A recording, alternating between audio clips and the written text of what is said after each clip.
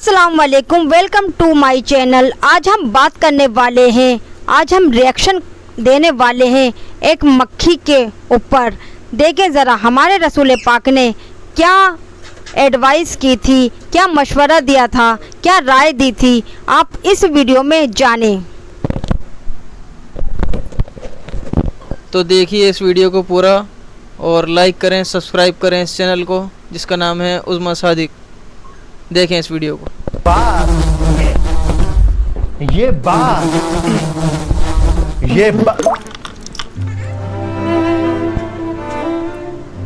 अब बातें बाद में होंगी। आप पहले मुझे ये बताइए कि मुझे असल में अपनी इस चाय का करना क्या है। अपने पास 3 ऑप्शन है। hey चिम, हाय। तो बेसिकली अपने पास 3 ऑप्शन है।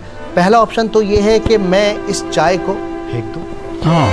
दूसरा ऑप्शन ये है कि मैं इसके अंदर जो मक्खी पड़ी हुई है ना, इस मक्खी को निकाल कर फेंक दूँ और चाय पी लूँ।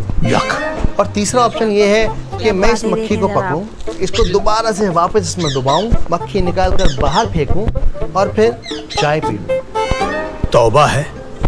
अब मैं आपसे जानना चाहता हूं कि आप अपने कमेंट सेक्शन में बताइए मुझे जाकर कि मुझे असल में कौन सा ऑप्शन चूज करना चाहिए। तुम क्या कहते हो चिम? उप्स, इसने तो मक्खी के साथ ही पी ली।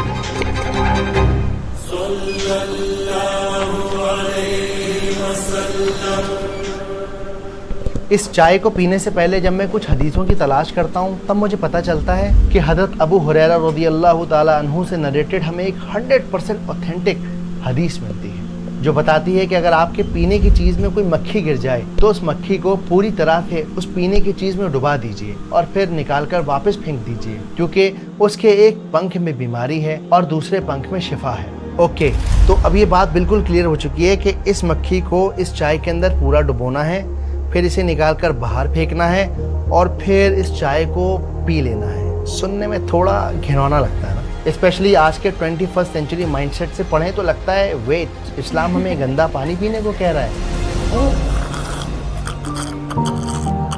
इवन 20th सेंचुरी में काफ़ी मॉडर्न स्कॉलर इस टेक्स्ट से, इस हदीस से इतने ज़्यादा शर्मिंदा हुए कि उन्होंने इस हदीस को रिजेक्ट करने की बातें शुरू कर दी। हालांकि आज से 1000 साल पहले क्लासिकल इस्लामिक स्कॉलर्स के पास देखिए ज़रा हमारे रसूल पाक ने इतनी बारीकियाँ क्यों बताई हैं जिसे सुनने में भी थोड़ी हिचकिचाहट हो रही है और थोड़ी घिन आ रही है। आप देखें ज़रा इस वीडियो में, देखें आप पूरी वीडियो कि भाई इस मक्खी को अल्लाह के रसूल सल्लल्लाहु अलैहि वसल्लम ने इस चाय में डुबोने का हुक्म क्यों दिया है। तो जैसा कि आप इस मक्खी को देख सकते हैं, अब ये बात तो क्लियर हो गई है कि भाई इसको डुबाओ, निकालो, फेंक दो और चाय को पी लो। लेकिन अब अगला सवाल ये होता है कि क्या इसे पीना फ़र्ज़ है? इस्लाम के ज़्यादातर स्कॉलर्स, इवन इमाम अल-क़स्तलानी जो हदीस के स्पेशलिस्ट हैं, वो लिखते हैं कि नबी पाक का ये इरशाद है। इस्लामिक लॉ में इरशाद का मतलब होता है एडवाइजरी काउंसिल, यानी दुनियावी मशवरा। इसका मतलब आसान लफ्ज़ों में ये है कि ये अल्लाह के रसूल सल्लल्लाहु अलैहि वसल्लम की एडवाइस है, राय है, कोई हुक्म नहीं है। तो ये बात भी क्लियर हो गई कि ठीक है भाई, इस चाय को पीना अब मेरे पर वाजिब नहीं है, मैं चाहूँ तो पीऊँ, चाहूँ तो इसे फेंक दूँ। लेकिन अब यहाँ पर एक बहुत इंपॉर्टेंट सवाल खड़ा होता है कि अगर इसको फेंक सकते हैं तो फिर अल्लाह के नबी सल्लल्लाहु अलैहि वसल्लम ने हमें ऐसी बात ही क्यों बताई जिसको सुनने में भी थोड़ी सी घिन आ रही है।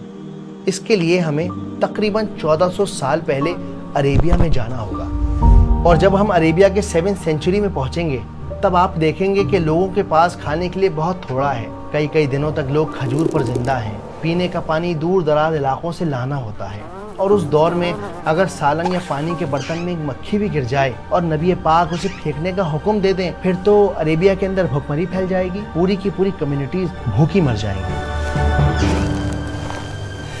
तो अगर आप गौर करेंगे तो ये अल्लाह सुब्हानहू तआला का एक बहुत बड़ा रहम है कि उसने लोगों के लिए हुक्म जारी कर रखा है कि अगर आपके खाने में कोई ऐसी कीड़ा, ऐसी चीज़ गिर जाए जिसके अंदर फ्लोइंग ब्लड नहीं होता, जैसे तितली है, मक्खी है, चींटी है, मधुमक्खी है, मच्छर है, तो इन चीज़ों के गिरने से आपका खाना नाजिस नहीं होता, बल्कि वो पूरा का पूरा प्योर रहता है। अब इसकी वजह से उन इलाकों में जहाँ बहुत ज़्यादा मक्खी मच्छर होते हैं, खाने की बहुत ज़्यादा कमी है, वहाँ पर लोग भुखमरी से बच जाएंगे, वो कम्युनिटीज़ ज़िंदा रहेंगी, اپنے کھانے کا استعمال کر سکیں گی, اسے کھا سکیں گی. اب آتے ہیں اس حدیث کے سب سے زیادہ فیمس حصے پر کہ بھائی یہ کیا بات ہوئی کہ اس مکھی کے ایک پر میں تو بیماری ہے اور دوسرے پر میں شفا موجود ہے. اس بات کو سمجھنے کے لیے میں تھوڑی دیر کے لیے اس مکھی کو اس کپ سے نکال لیتا ہوں اور پھر میں اسے ایک مائکروسکوپ کے نیچے رکھ کر دیکھتا ہوں. اور جب ہم اسے مائکروسکوپ کے نیچے رکھ کر سائنس کی روشنی میں دیکھتے ہیں تب پتہ چلتا ہے 1927 میں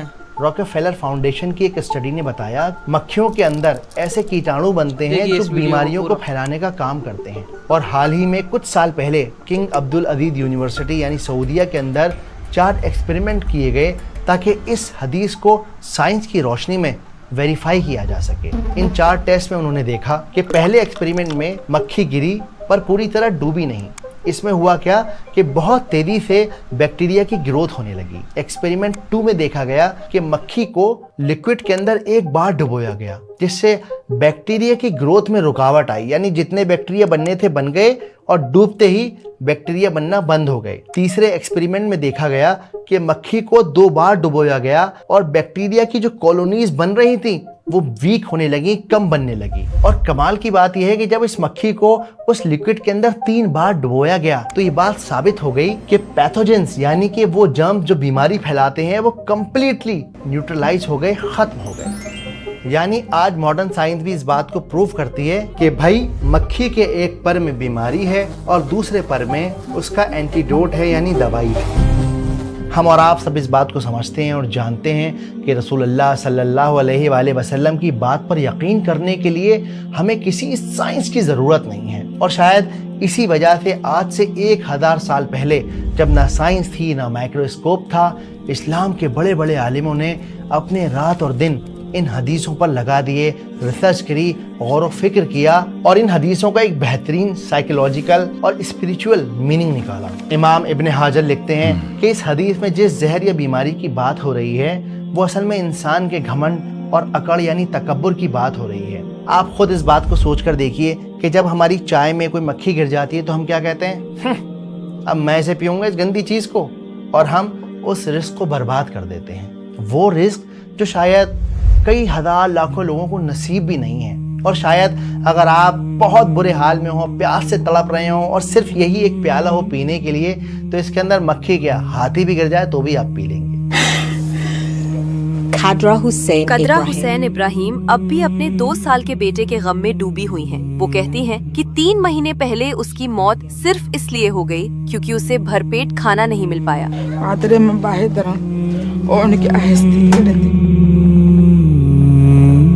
ابن حجر لکھتے ہیں کہ جب انسان اس مکھی کو اس کے اندر ڈبوتا ہے تب وہ اپنے تکبر کو ڈبو دیتا ہے, اپنی انا کو, اپنی ایگو کو ڈبو دیتا ہے, اور وہ مکھی کا ڈبانا اسے ہمبل بناتا ہے. یعنی کہ اب وہ اس بات کو ایکسیپٹ کر چکا ہے کہ بھائی میرے اللہ کا رزق ہے, میں اسے برباد نہیں کر سکتا, کیونکہ اس کے پاس یہ انڈرسٹینڈنگ بلڈ ہو چکی ہے کہ یہ رزق خراب نہیں ہوا. اور جب وہ اس مکھی کو ڈبا کر باہر نکال کر پھینک کر اس کو پی لیتا ہے تب وہ اپنے اندر کی ایگو کو اور انا کو ہمیشہ کے لیے ختم کر کے رسول اللہ صلی اللہ علیہ وآلہ وسلم کی ایک حدیث کو فالو کر لیتا ہے. تو اسلامک اسکالر جیسے ابن حجر کے اکارڈنگ یہ کوئی بایولوجی کی کلاس نہیں ہے بلکہ اپنے تکبر کو ختم کرنے کی ایکسرسائز ہے. امام الخطابی کہتے ہیں کہ اللہ سبحانہ و تعالیٰ نے اس دنیا میں ہر چیز کو اپوزٹ کے ساتھ کریٹ کیا ہے. جیسے ٹھنڈ ہے تو گرمی ہے, سوکھا ہے تو بارش ہے.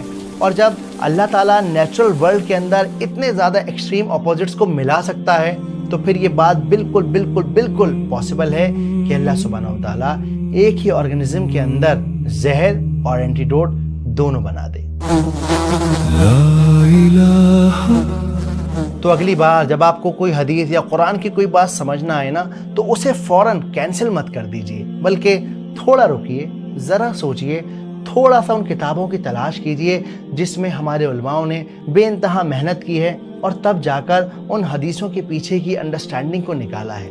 اور جب آپ ایسا کریں گے تو